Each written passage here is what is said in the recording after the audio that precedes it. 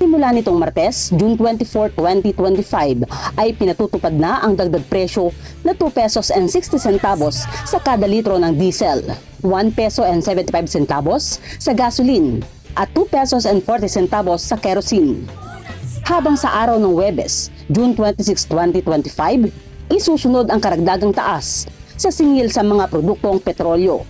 Dito sa Cabanatuan City, sa Shell Gasoline Station, ipinatutupad ang mataas na dagdag presyo sa kada litro ng fuel-saved diesel sa halagang 58 pesos and 50 centavos, 63 pesos and 70 centavos sa V-Power diesel, 59 pesos and 45 centavos sa fuel-saved gasoline, 63 pesos and 25 centavos sa V-Power gasoline, at 69 pesos and 80 centavos sa V-Power Racing.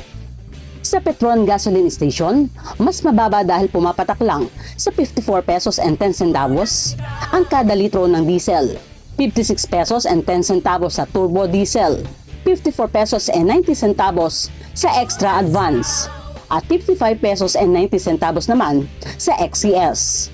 Pero sa Caltex Gasoline Station, ang presyo sa kada litro ng diesel ay nasa 62 pesos and 89 centavos, 66 pesos and 44 centavos sa silver, at 69 pesos and 44 centavos sa platinum.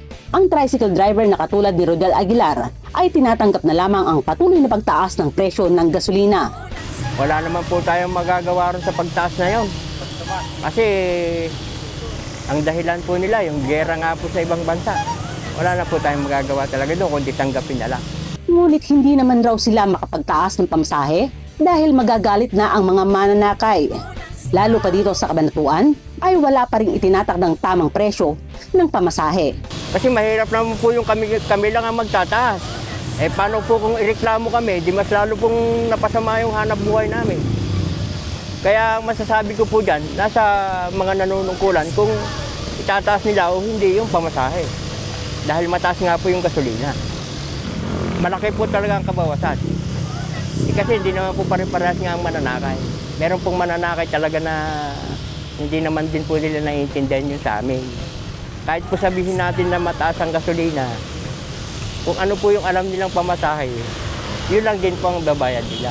Hindi naman po sila magdadagdag. Hindi naman po natin sila pwedeng pilitin na magdagdag. Kasi wala naman pong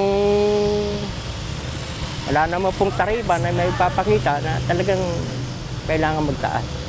Sa gitna ng pangamba sa supply, bunsod ng hidwaan ng Israel at Iran, tiniyak ng Department of Energy na sapat ang supply ng langis sa bansa.